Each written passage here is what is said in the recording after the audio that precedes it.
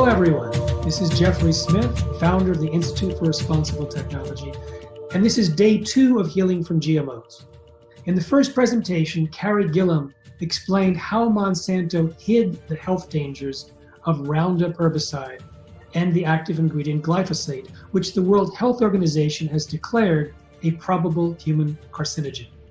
So you may be thrilled to find out about the product you're going to hear about today that can reduce the amount of glyphosate in the body by 74%, according to a preclinical trial. We'll be hearing from Dave Sandoval, who I originally met when he invited me to speak to an annual conference of his company, Biome, because they're non-GMO and they wanted me to explain the benefits of non-GMO to the audience. However, he really got my attention recently with a new product that can reduce glyphosate by 74%, as I said, and not only that, but it's also designed to counteract other ways that Roundup and GMOs may damage the body.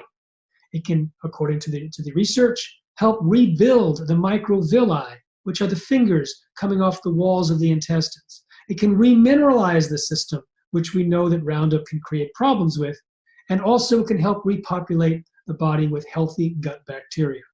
He'll be joined by Endre Nagy, who helped him formulate this product.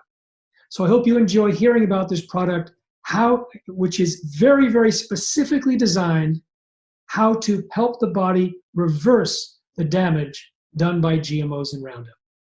Safe eating.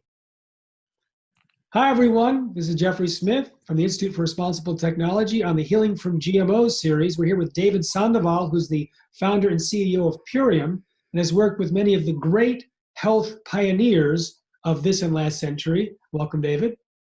Thank you. So great to be here.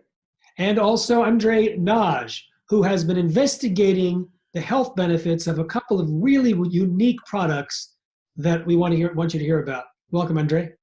Thank you, Jeffrey. It's great to be here. Now, I have to say, David, you got my attention. I mean, you got my attention when you said reduces glyphosate in the body by 74% without changing the diet. I'm like, who is this, a liar or a magician? So, and then you created this Biome and then started advertising that it was designed to counteract the negative effects of GMOs and Roundup. And I'm thinking, have you been reading my mind for the last 10 years? It's like, as I've been talking to healthcare practitioners and product formulators, I'm thinking, okay, glyphosate binds with minerals and making them unavailable. It damages the gut bacteria, it damages the cell walls, it messes up the mitochondria, it messes up the hormones. What can we do? What regimen can we do? And all of a sudden you come up with a pill to actually do something that I didn't even think was possible. So kudos to you. What was in your mind, I can guess, when you created this, and how did you go about doing it? Well, thank you, Jeffrey. And yes, I have been following you for 10 years. And yes, I am inspired by you. And, it takes a lot of people to be willing to put on the armor and raise their sword and go out into this battle. So thank you for everything you have done. You are awesome. You're most welcome. Thank you. Now, here's the problem. I first wanted to stop the use of GMOs, and I didn't realize the real problem was glyphosate. Not that GMOs aren't an issue. Yeah. I'm going to say GMOs are also the issue, but go ahead. But yeah, there is a. What I mean is, I didn't realize that there was this ghost issue. Right. That was, you know what I mean? Yeah. And so first it was get rid of GMOs, then it was get rid of glyphosate, and fighting, whether it be in Kauai or whether it be all around where we were fighting on the Big Island to fight against these companies and their experimentation next to schools. And we succeeded on a smart level. Now in nature, you could block, you could suppress, or you could repair. We failed in completely blocking. We have failed almost completely in suppressing. And so we had to leave ourselves to the repair. So I needed to examine the damage that was being done and what could be done about it. And that was the inspiration for this product, to repair the damage done by this toxic chemical that has been banned now by Los Angeles, County, yes, and deemed a carcinogen by the state of California. All right, so you have it in mind to repair the damage done by Roundup. Now, Roundup has a long litany of things. It's a probable human carcinogen, it's a teratogen, meaning it's linked to birth defects, etc. Which of the particular impacts of Roundup and its active ingredient glyphosate were you seeking to repair? Well, here's what we found was the main problem. Glyphosate was designed to kill all organisms in an environment that are not genetically modified. And when the residue of glyphosate is in food and we eat that food, it will actually kill the organisms in our body as well. An unintended consequence, but a dire and potentially deadly consequence. Now, let's follow it through the mouth, the esophagus, through the stomach, now into something we call the second brain, which is the gut microbiome. Now, the gut microbiome is so important to the body, it's called the second brain, and we found that this chemical was killing our second brain. So, okay, so the antibiotic nature was patented as a biocide, as basically an antibiotic. And there's a long list of microorganisms that it is designed to kill. And it kills favorably the beneficial stuff like the lactobacillus, not the nasty stuff like E. coli, and botulism, etc. So what we know, once that happens, then that's involved with detoxification, protection of the intestines, part of digestion, part of the immune system. So what was the next step? So let's imagine that you take, and we could see into the lining of our stomach, and we see these villi like grass growing up. And on top of those, we see this, what we call a mucosal layer or a biome layer. And this is full of those awesome lactobacillus bacteria that you were talking about, right? And so when that lactobacillus bacteria layer is destroyed, the villi begin to die. And when that happens, our body begins to die as well. So the goal was to eliminate the toxin that was killing and causing the problem to begin with. And that was the key. And once that was accomplished, to feed and nourish those bacteria and the villi so they could regrow and be restored, as will our health be restored when this happens. All right, I heard three things. One, stop the antibiotic nature of the glyphosate so that it's not hurting the microbiome. Rebuild the beneficial bacteria in the mucosal wall so that it continues to produce the barrier. And three, to grow and strengthen the villi, the fingers coming out of the intestines, which do the absorption. Are those the three things we're talking about? Super close. We're going to lift up, like lifting dirt out of the carpet, right? Think about that, how a vacuum pulls the dirt out of a carpet. And once we pull it up, we're going to sweep it out with these explosions of lactobacillus bacteria, right? Lactobacillus bacteria. And then after the chemical is gone, we will see the repopulation of the friendly bacteria and the regrowth of the villi. So I hope that was descriptive. Okay, that was good. So all right, so you have to take out the toxic element and allow the villi to grow after that. Okay, so the detoxification process was key. So how we accomplished that was really amazing. Nature provides us with a tool called fulvic acid. Now in plants, they use fulvic acid to take minerals that are not bioavailable, in the soil, and transport them into the root system. Amazingly, when we eat those plants, the same fulvic acid transports them from the plants that we eat into our cells. Now, the reason why is because fulvic acid could move things. It modulates chemicals and minerals. So by taking the fulvic acid, we're modulating and chelating it up. Then with the explosions of lactobacillus bacteria, we are sweeping it out. This is the start of something amazing. So now, in this case, the fulvic acid usually takes positive beneficial minerals and makes them available to plants. Puts them in. And plants to humans. Are you using the fulvic, are you saying you're using the fulvic acid to actually pull out the toxins as well, so we can do both? Its ability to modulate elements and to make them move around, we're taking advantage of that and actually have found that it could sweep up and lift them up into an area where the lactobacillus, once they're free, the lactobacillus could grab onto them and eliminate them. So this is interesting because, people talk about the beneficial role of lactobacillus. We buy it in pills, it's in yogurt, but you're telling me that the lactobacillus is actually an escort and that it takes the negative pieces that shouldn't be in there, the negative toxins, and it escorts them out of the body. And that's because people talk about the microbiome as being a detoxifier. So this is one way that it does it. The lactobacillus grabs the negative stuff and escorts it out the body. And absolutely. Now remember, a healthy microbiome is pulling nutrients in and pushing toxins out. A compromised microbiome reverses that. It pulls toxins in and pushes nutrients out. And this causes a series of problems. Now, experts tell me that it may be linked to autism. It may be linked to Alzheimer's, but we know it's linked to leaky gut, and we know it's linked to a compromised immune system for sure. And leaky gut is correlated with autism, et cetera, and Alzheimer's. So the components then are the fulvic acid, which helps vacuum up the shag carpet from all of the toxins. And are you saying it's the glyphosate that gets stuck there, or other things that the glyphosate allows, the toxins that allow it to accumulate because the glyphosate's present?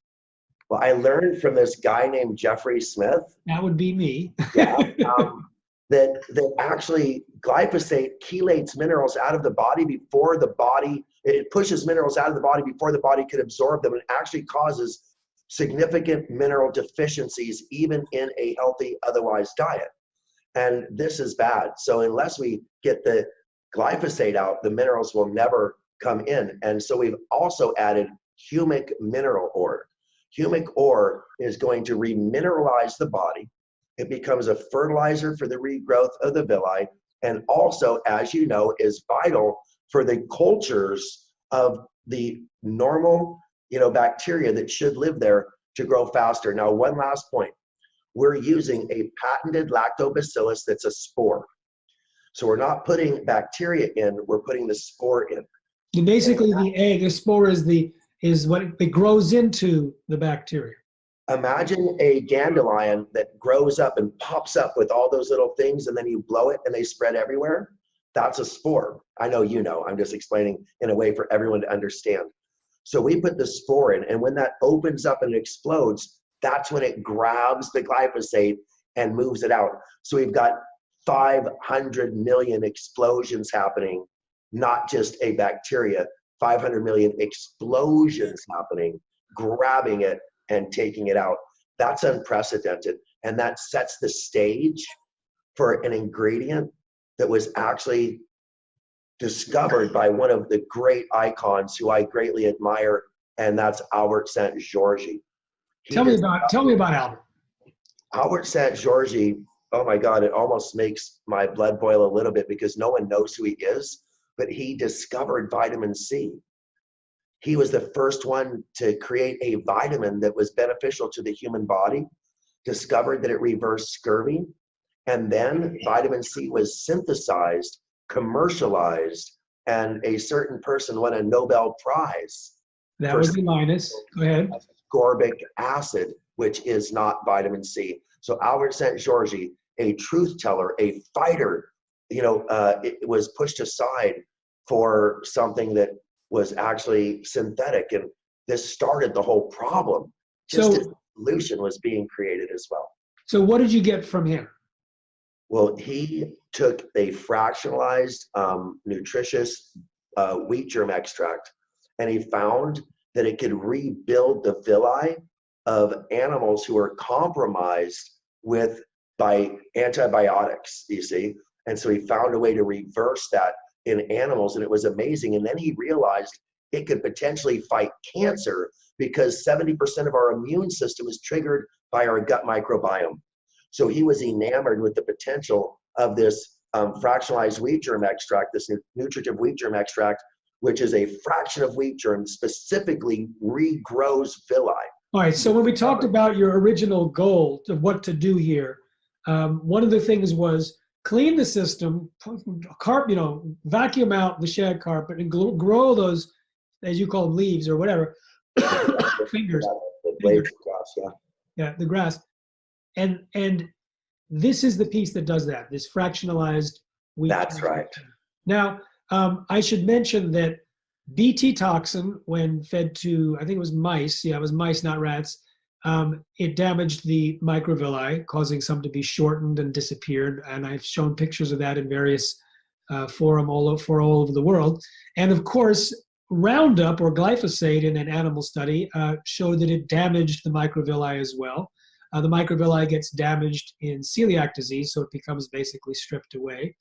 So we know that if we're talking about healing from GMOs, then the rebuilding of this villi may be a very important key. And so you're saying that the fractionalized wheat germ extract does that. Okay, so now we have Let's call it nutritive wheat germ extract, but it is a fraction of wheat germ. You know what I mean? Yeah. So let me recap, make sure we got this. We have the fulvic acid, which helps mobilize the toxins out of the body. We have the humic ore, which brings the minerals in. And we have the lactobacillus in the form of spores, which sends out all of these escorts to say, come along, you don't belong here, which brings the toxins out of the body. And then you have this new piece, which regrows the microvilli. Yes, this is a polyfunctional product that is unprecedented. And the results of the preclinical double-blind studies, even though they were limited, even though they were preclinical, were so impressive that we are now inspired to spend a lot more time, a lot more money, because everyone now knows that this is where the answer is going to be found. All right, so let's, if there's anything else to discuss about the product, let's discuss it now, because I really want to go into that preclinical trial. Is there anything else we need to know about the product itself in terms of how you derived it and what it's supposed to do? Because this will explain the results, which I've looked at from this preclinical trial, which are in fact jaw-dropping. So what I want to emphasize is that the correlation, when you see a correlation between a reduction of a chemical and the reduction of a symptom, this is, how could I say it? This is the holy grail of the scientific community. Does it, you know what I mean? Yes. This is what you dream of, is to see a 75% reduction in C-reactive protein. All right, we're introducing something new here. You've just done the plot spoiling, which is okay. We're ready for it now. So okay. Let's set it up. Let's set it up here. How many people took the trial? It was a small trial, but the numbers were staggering. Okay, so we had 8 total participants in the trial, of which 5 were in the active group and 3 were in the control group. All right. Now, the control group was actually given a product that is sold for the purposes of reducing glyphosate. The control group was. So this is, you're actually reducing the likelihood that your product is going to show a benefit by comparing it to something which also is supposed to produce a similar benefit. Okay, just laying that out. Go ahead.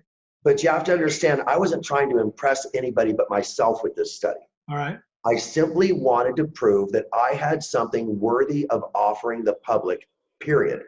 And if I was going to do that, I needed to make sure that it was above whatever else was offered to the public. Does that make any sense? It does, absolutely. Okay. And so that was the reason. But when it came back that we were 75% reduction in C-reactive protein, my head began to spin. Because C-reactive protein is a biomarker for cardiovascular disease, for, oh my God, just the list is as long as, so, and the correlation between 74.5% reduction in glyphosate and a 75% reduction in C-reactive protein is going to make the scientific community stand up and pay attention. They might even salute. You know, this is really interesting because, you know, I have seen research showing that, you know, on an organic diet, people reduce their amount of glyphosate. I've also known from research that the more glyphosate that's found in the urine of cows or humans. Those tend to be the sicker cows and humans. But here we actually have, as you say, we reduce the glyphosate and we reduce the CRP, the C-reactive protein, which is known to be a marker for inflammation. And inflammation is the basis of, some say all disease, some say many or most of disease. So that is very impressive. Now, I don't know the biochemistry, and I don't know if anyone does, as to exactly what the link is between the glyphosate and the C-reactive protein. It may not be biochemistry, it may be physiology, it may be the chain. Yeah, go ahead. So what happens is in our immune response, whenever we send out a white blood cell, there's going to be cytokines and leukotrienes, and those are inflammatory. And so when our immune response is being activated because we have leaky gut, then it is inevitable that those cytokines and leukotrienes are going to be spread throughout the body, causing unnecessary inflammation, shutting down the blood flow of our capillaries, which causes even further inflammation. You see what I mean? It's a downward spiral. So you hit the nail on the head. So there we go. So we do know that if you're getting the irritation in the gut and you're creating an inflammatory responses, particularly chronic inflammation, then you end up with higher CRP levels. And so if you're reducing that in the gut, you're reducing the gut lining inflammation, the immune system comes to relax, then the CRP level goes down. And this is a really good measure of what may be happening, or what some people would say is likely happening, and what some people say is happening, but maybe we need to get into it with a finer microscope. Go ahead. Could I talk about depression for just a moment, Jeffrey? Are you going to depress me? By the way, bring in Endre if you want, because I know he's part of this whole process, but go ahead. Okay, first, I have to say that if people understand that serotonin is considered the happiness hormone, okay, and of the daytime, and melatonin is considered the happiness hormone of the nighttime, okay? Now, serotonin is produced in our microbiome. And when the microbiome is compromised, we fail to produce serotonin, and depression and drug addiction are likely culprits. This is a likely culprit in these two conditions, which are pervasive across America today. Think of that correlation. And then let me explain that we can increase serotonin dramatically by repairing the gut microbiome, making us more optimistic. Serotonin is the precursor to acetylserotonin, which becomes melatonin, right, which is the nighttime happiness hormone, right? And when we have enough melatonin, we balance our what is called the optimism hormone, which is testosterone.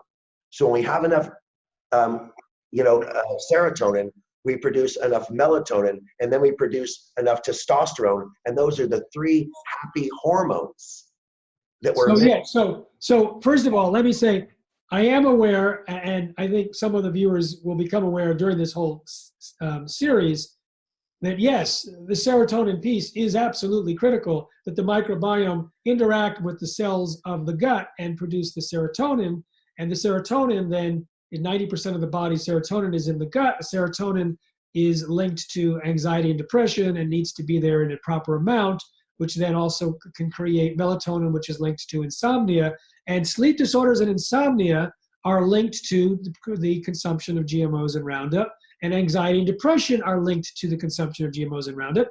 How do I know this? I just published a peer-reviewed article in the Journal of Human Nutrition and Functional Medicine, where 3,256 people who avoided GMOs got better from 28 different conditions, including anxiety and depression. I think that was number 4. Insomnia, that was still up there. And also this testosterone piece is interesting because that could relate to fertility, and we have some evidence that there's a link between the consumption of GMOs and Roundup and infertility, which we can talk about another time. All right. So before everybody starts to think that I'm so smart, yes, I want you to understand that I truly, and I'm not joking, I am nothing more than a little bit of a Forrest Gump type of figure. Okay, Forrest, tell us why.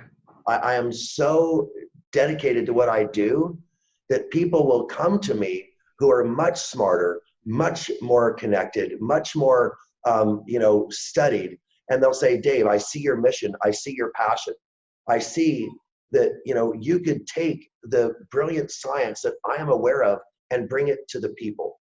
And one of those men approached me and he said, Dave, I've heard that you stood on stage and said that you want to end human suffering. That's a pretty big statement. He said, the greatest part of human suffering, did you know, has to do with GMOs and glyphosate? And I'm like, yeah. And he said, do you know, I may have the answer to repairing those villi. And somehow I was blessed to meet this man who then connected me with the people who are working in Albert St. George's footsteps. And now I'm connected directly to the source. And I couldn't be more happy to introduce Endre Nagy, and it's pronounced Andre if you're in the US, Endre if you're in Europe. So either way it works. And Nagy is pronounced Nagy in the US and Naj everywhere else. So Endre Nagy, Endre Nagy, amazing man. Welcome today. Thank you. I would like to add that the extensive study was conducted by the veterinary researchers at the University of Veterinary Science in Budapest. And yes, taking and continuing the work of Dr. Szent-Györgyi, the extensive study and measurements of the villi is what's key here. And when I met the group 10 years ago, I was involved in an animal study of a supplement that we just launched in Europe, and it involved the endocrine system and how animals, dogs, pets relate and affected by stress. So there I had the pleasure of meeting the lead researcher, Dr. Kosha, who has passed away last year, but left on this great legacy and work. And so the extensive examination measured the height, length of the villi, and they were studying many species of animal, but most studies were conducted on swine, having the most similar anatomy of the digestive system to the human digestive system. And it was significant improvement, which led to the length of the villi, the surface of the villi, improvements, better absorption of nutrients. And this, of course, happened over almost a decade. And you know, it's interesting. Which decade was this? Was this recent decade? No, this is the 2000s. Okay, so I just want you to know that those animals were likely eating GMOs during that research. Very possible. I was aware that the rat chow and the lab chow and all the normal chows that are given to animals during lab experiments is largely GMO, and it does have Roundup in it, and it does have heavy metals in it. And I was talking to some scientists, and I may have inspired some of them to do the research, but some did research and found for sure that all over the world, the lab chow used for animals and also, of course, livestock is the standard GMO fare, and it has Roundup in it. So it's interesting, if it was repairing the microvilli under those circumstances, and if the animals were in fact eating the GMOs and the Roundup, then it's showing that it not only repairs it, but it repairs it even in the presence of those two things, which is exciting to hear. That's right. As did our preclinical trial. We insisted that the people did not change their diet, and everyone in the trial was eating a standard American diet. All right. This thing blows my mind because there's one thing I do not understand, and you can either enlighten me or we can all be confused. If the same amount of glyphosate was coming into their bodies, and you were testing the glyphosate on the urine that was leaving their bodies, and there was a 74.5% reduction in glyphosate leaving their bodies, where did it go? Was it broken down so that it wasn't detectable? Was it bound so that it wasn't detectable? Where did it go? Exactly. So what has happened is we've increased the body's ability to protect itself from the glyphosate. And once the lactobacillus surround and bind and change it from being, as soon as you change the chemical compound through a microorganism. And so the C-reactive protein was the key to show that the C-reactive protein, anything over 2 is considered dangerous, and the average is 4.75. Now, the C-reactive protein was reduced to an average of 1.2. Below the danger level. Anything under 2 is considered below the danger level.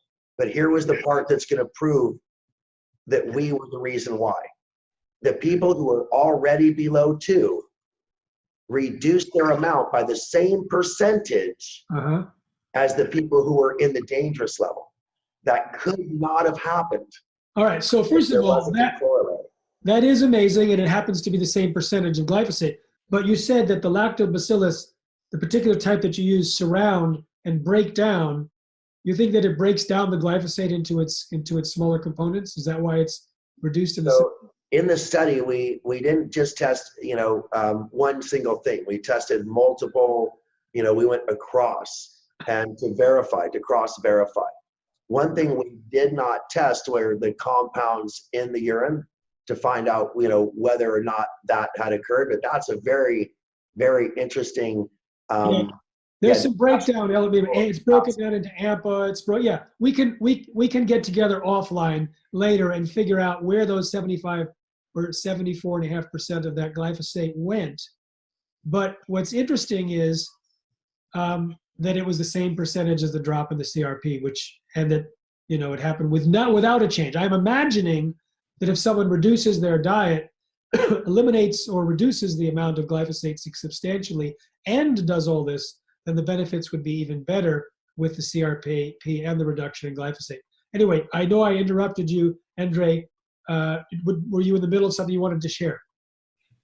Actually, I was also going to talk about the legacy that Dr. St. George left behind, and through his years of academic research, obviously traveled throughout Europe, and he, studied cellular respiration in Groningen in the Netherlands, and finished his PhD at the at the Cambridge University in England, where he then isolated a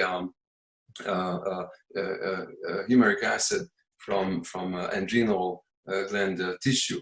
And it was back in his home country in Szeged University where he actually isolated the vitamin C that they referred to, which he got the Nobel Prize for 1937. And it was a peer of his, Linus Pauling, who, by the way, said that many diseases of living organisms or things can be because of deficiency of microorganisms.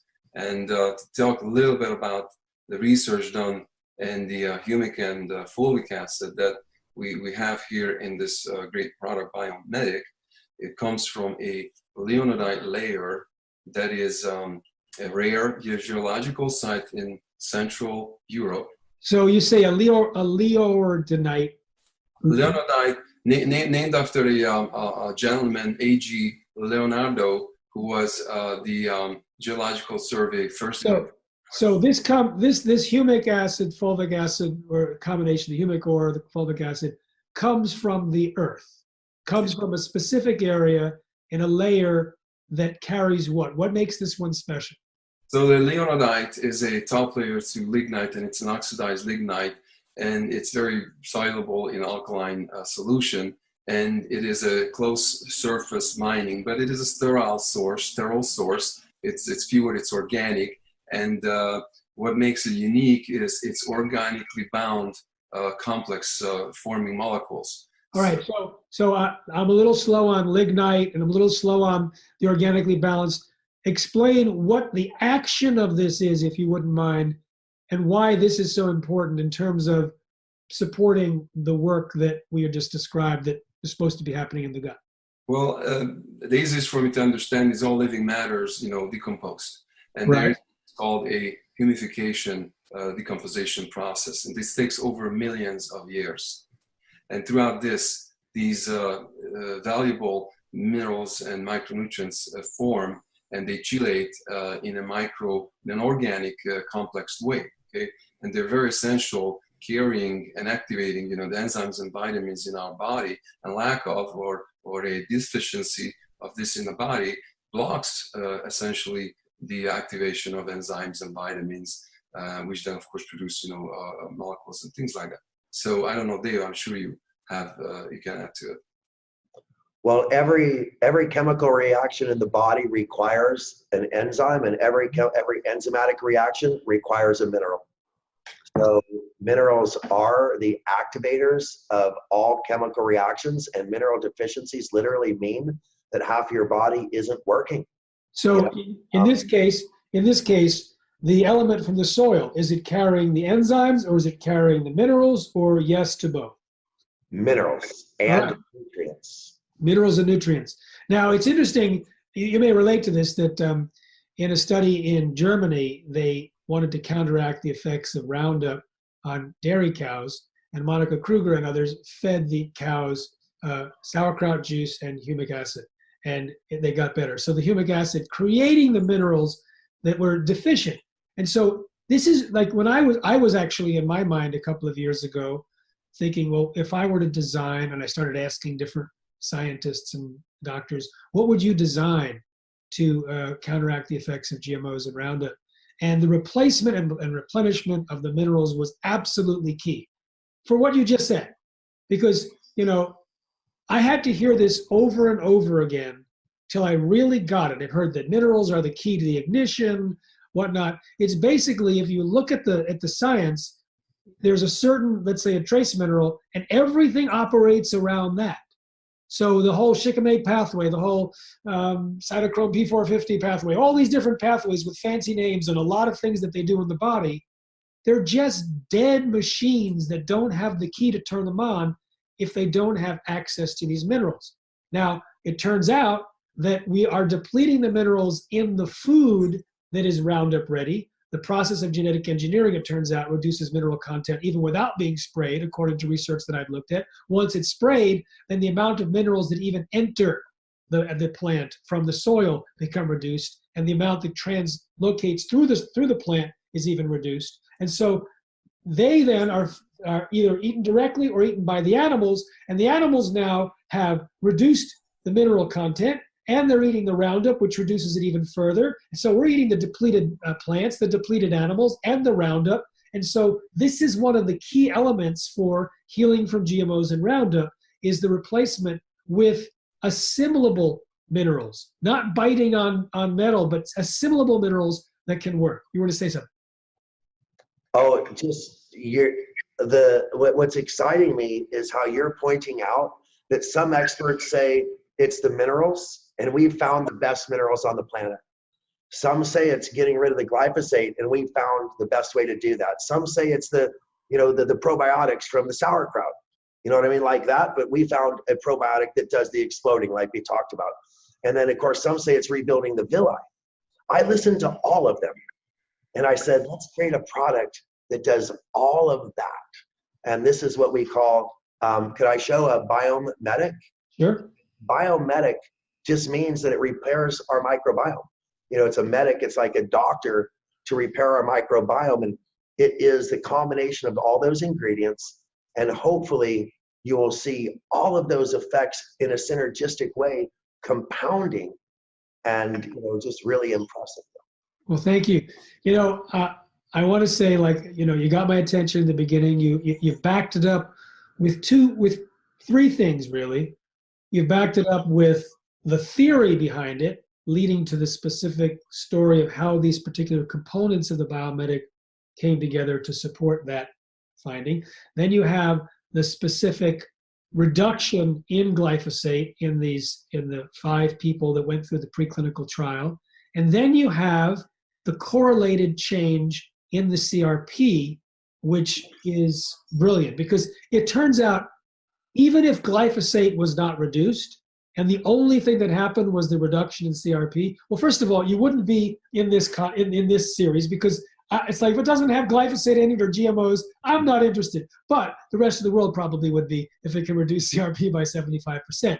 The fact that it does that with glyphosate, now you're on my radar, and I'm really interested to see further research, so that when people change their diet at the same time, and they also look at the other components in the urine to see if the breakdown products are there, and to see the changes.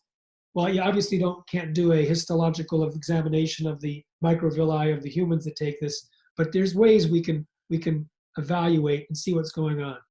We have these cameras that you could swallow now. Oh.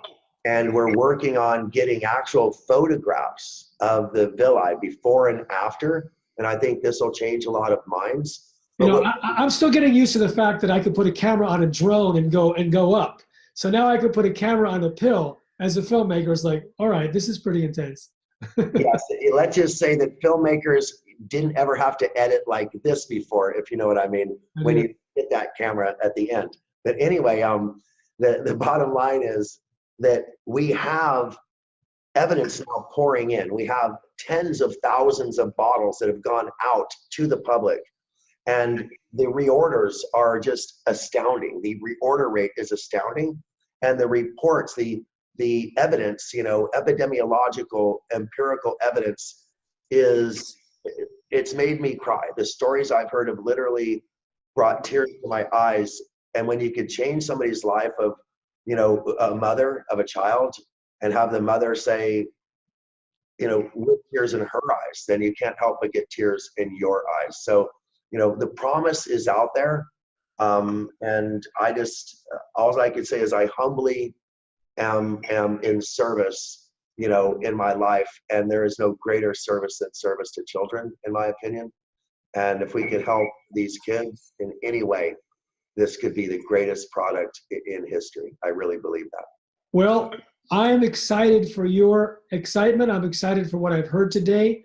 I don't know if it's the greatest product in history. I don't know what it'll feel like for me and for the people listening, but I have a feeling that some people will want to try it and see. And we have created a special arrangement, which you can see on the pages where you can order the specials, and there's a discount. And I think that the way I see it, there's a discount, and if you buy 2, it's good, and if you buy 4, it's good, but there's no reason to buy 3, because anyway, you can take a look for yourself. So guys, when you mention the fractionated wheat germ extract, I know some people think wheat and they're going to go, oh no, I can't take it then. I'm not going to take this pill. Too bad. Can you make it without that? So Endre, can we make it without that? Do we need to? What's the story? Well, there is a trace amount of gluten, obviously being a wheat origin, the germ. But there are 3 things. One, the proprietary technology that the veterinary science group developed and perfected, which we have today, in the enzymatic extraction process, the gluten and the gliadin is inactivated. Now, what does that mean? That means is when you take regular bread, of course, and you take the Biomedic capsule, there is a huge difference. One, regular wheat, if you look at the ppm, let's just say, you're looking at ppm, parts per million. Okay, parts per million, okay. That means, you know, how many milligrams per kilogram of that is in the product. And wheat flour, for example, has a protein content of 8 to 12%. Let's just say. That relates to about 5,500 parts per million. Okay. Now, what the FDA sets for people with gluten intolerance or celiac disease is a 20 ppm, 20 parts per million. All right. Milligram per kilogram. Okay. Per serving. What we have in Biomedic is actually not even a gram, so not even a milligram. It's so small that according to a study that was published by the American Journal of Clinical Nutrition 10 years ago, which conducted a double-blind randomized placebo study with 49 celiac patients, biopsy certified or proven celiac patients. They established that the safe threshold of gluten intake for those patients is 50 milligrams a day. So again, 50 milligrams compared to not even a milligram, and we're really talking micrograms. So I've been asked this question many times, and the answer is that a gluten-free pasta could be 20 parts per million. And you're going to eat potentially 300 or 400 grams of a gluten-free pasta in a meal, right? We're giving you 1/3 of 1 gram of something that is 200 parts per million, which means that in 1 bite of gluten-free pasta, you would get more gluten than in 3 servings of Biomedic. So there is no effect on the body, even though it appears to be a higher, point per million. The total amount is so small, the body doesn't even recognize it. All right. Well, I will leave it there because I'm not an expert at gluten sensitivity, and people will be able to decide whether they want to play with those amounts of molecules. But my other question, David, is how many pills should we take, or should a person take, if they're just an average person with an average level of chronic conditions, if they're having acute conditions, if they're highly sensitive? What's the recommendation? So the amazing thing is that if you take more, you get a faster and more accelerated effect. It literally is a correlation that way. So I personally started out taking 2 a day, and after 3 days, I moved to 4 a day. Some people like to start with 1 a day for the first few days and then switch to 2 a day. We are recommending 30 days at 4 a day. And this is to dramatically and immediately impact a reduction, because most people in California, men were tested at 500 times the amount that caused liver disease in rats. We need a rapid and dramatic reduction, and that's the dose that I am recommending. However, as you know, from 1 capsule up to 4 is going to be a safe range for anybody to use. So when you talk about 1 per day, 2 per day, or 4 per day, is it done PM? Just so if it's 1 per day, you're just taking it in the morning. If it's 4 per day, it's 2 in the morning and 2 in the afternoon. With meals, without meals, doesn't matter? It does not matter, but I would suggest that you take it prior to a meal if you can, because I want that protection waiting for you. All right. So prior to the meal, you recommend for the first 30 days to do a big clean out of 4. And is there a concern that highly sensitive people, maybe people who have multiple chemical sensitivities, Absolutely. do they need to take very, very little at the beginning to see, or they may do that anyway? Do you have a recommendation? There's 2 schools of thought. In the Chinese school of thought, you take a loading dose and you try to effectuate an immediate impact.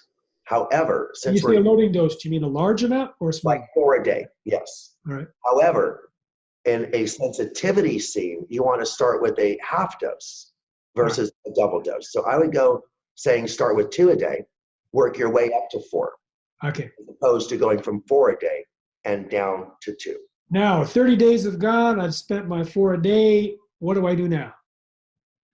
So what you need to ask yourself is, have I separated myself completely from the problem? Am I eating completely organic? Have I checked my environment to mitigate my exposure? And if you've done that, 1 a day is going to be fine. 1 a day in the morning. Okay. All right. Absolutely. Thank you. All right. Well, I give it to people to make a decision based on this news, and I would like to hear from people once they try this. If they do, then what the results are, because it's exciting to hear the possibilities of reducing glyphosate and inflammation at the same time. So I want to thank you both. Is there anything else you want to add before we close?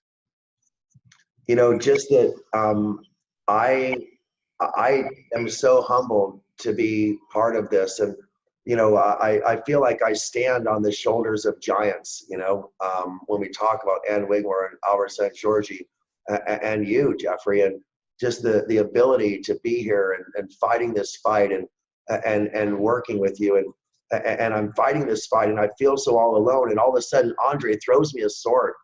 And imagine that you're in a fight and you got no weapons, and all of a sudden Endre throws me not just a sword, but the best sword that's ever been made to fight this battle. And so if it weren't for you, if it weren't for Endre, I would just be a tree that fell in the forest that nobody heard. David, you actually, on my screen, you are standing right on the shoulders of Endre, because you're in the upper left and he's right on his shoulder. So how's that feel for you, Endre? I'm so honored to be on this interview, and I just am feel the same way like Dave has. And my vision and mission in life was always to find the best, for humanity. And when I met Dave, and he refers to me throwing the swords, I didn't even believe that I will be on your show. When just prior to that, I was sharing the video of you and Dr. Stephanie Seneff, which was enlightening for me, and of course threw all the puzzles together.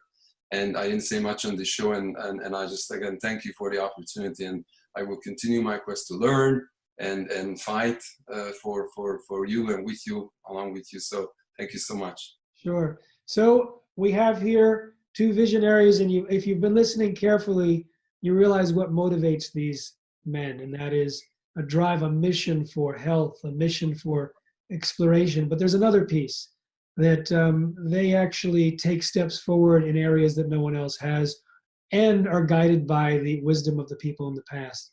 So I think we can all take a lesson from that in our own missions, to think huge. I have a t-shirt that says "Think huge, thinking big is so last century." So to think huge, your point about ending suffering on earth, and you're stepping up, Endre, to say, I've got something that could help. This is really exciting to meet both of you and to hear what you've come up with together. So thank you so much. Thank you, Jeffrey.